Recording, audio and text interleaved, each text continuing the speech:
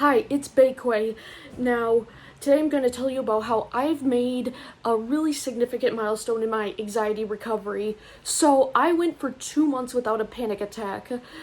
I mean, this has got to be the biggest milestone in my recovery journey so far. So, I can honestly say I'm starting to see the light at the end of the tunnel. I remember almost 4 years ago when my anxiety first started, I had my first panic attack ever. It was such a horrifying experience for me. I remember thinking this might be the end, and I remember thinking to myself, my gosh, whatever this is, please don't happen again. But then it started happening again, repeatedly, day in and day out, for months on end, and then, which eventually turned to years on end. I remember at one point thinking about just kind of throwing in the towel and accepting it as the fate for the rest of my life.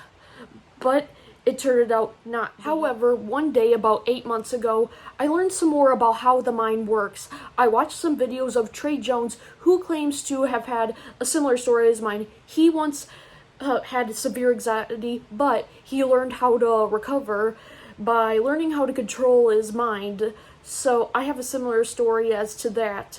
But honestly, I can't believe I can honestly say it. I made it. I kicked anxiety in the butt, and I hope I can help you guys do the same. Now I know that anxiety can be a really horrible thing.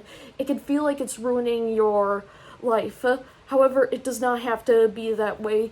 Your mind does not control you. You control. I think one of the most important principles to adopt in order to facilitate anxiety recovery is acceptance. Ultimately, if you want to recover from anxiety, you have to accept it. Now, remember, what you resist persists. So the more you try to resist your anxiety, the more it will intensify.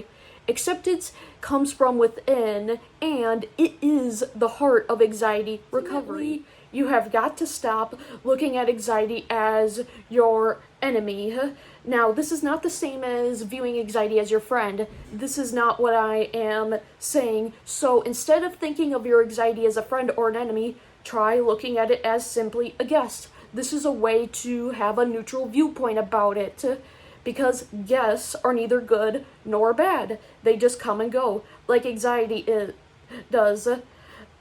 Looking at it this way will prevent it from wanting to linger. Anxiety is a guest. It simply comes and it goes. Some other good news is that a few weeks ago, I finally passed my driver's test. Yes, I'm 19 and I just now got my license. My gosh, it felt like it took an eternity to get, but I passed the test with a lot of points to spare. In my state, the maximum number of points you can gather is 25, and I got 12, so I got about half the points that you can get to. And believe it or not, I am actually a pretty good driver. Like, I am actually really good at backing. Like, I can go backwards on a curvy road and still maintain a decent distance between you and the curb.